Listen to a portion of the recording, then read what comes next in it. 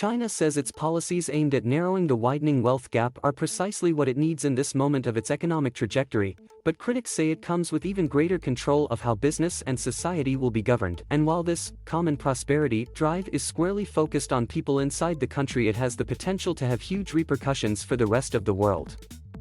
One of the most visible consequences of common prosperity has been the refocusing of corporate China's priorities to the domestic market. Technology giant Alibaba, which in recent years has seen its global profile rise, has now committed $15.5 billion to help promote common prosperity initiatives in China, and set up a dedicated task force, spearheaded by its boss Daniel Zhang.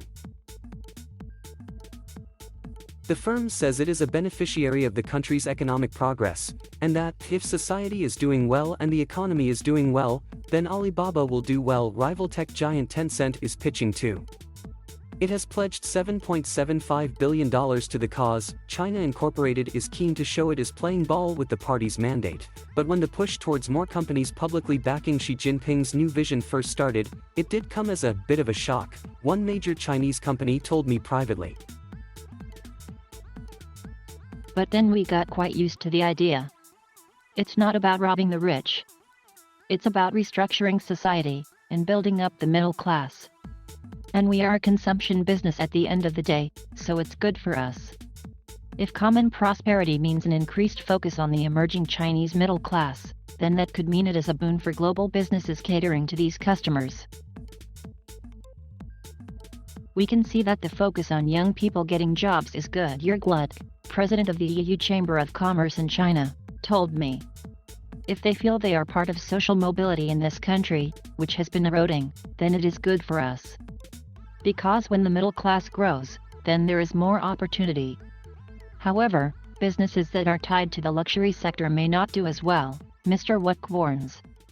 Chinese spending accounts for about 50% of luxury consumption globally, and if China's rich decide to buy less Swiss watches, Italian ties and European luxury cars, then this industry will take a hit. But while Mr. Wuck acknowledges China's economy does need critical reforms to increase the amount an average Chinese person earns, he says common prosperity may not be the most efficient way to get there. Stephen Lynch of the British Chamber of Commerce in China also says common prosperity is not a guarantee that the middle class will grow in the same way it has in the last 40 years. He likes to tell a story about how quickly the Chinese economy has expanded over the last few decades. 30 years ago, a Chinese family could have a bowl of dumplings once a month, he told me on the phone from Beijing. 20 years ago, perhaps they could have a bowl once a week. 10 years ago, that changed to every day. Now, they can buy a car. But so far, Mr. Lynch says, common prosperity hasn't resulted in anything concrete, besides the sorts of corporate social responsibility efforts that Alibaba and Tencent have adopted. There are also a lot of instant regulations sprung on a lot of sectors, he said of the recent crackdown on technology companies. That causes uncertainty, and raises questions. If they are turning more inward, then do they really need the rest of the world? At its heart, common prosperity is about making Chinese society more equitable, at least according to the Communist Party. And this has the potential to transform what socialism means in the global context. The party is now concerned about average workers, like taxi drivers, migrant workers, and delivery boys, says Wang Huiyao of the Center for China and Globalization from Beijing. China wants to avoid the polarized society that some Western countries have, which we have seen leads to deglobalization and nationalization. But long-time China observers say that if transforming socialism, with Chinese characteristics, into an alternative model for the rest of us is really what the party wants, then common prosperity is not the way.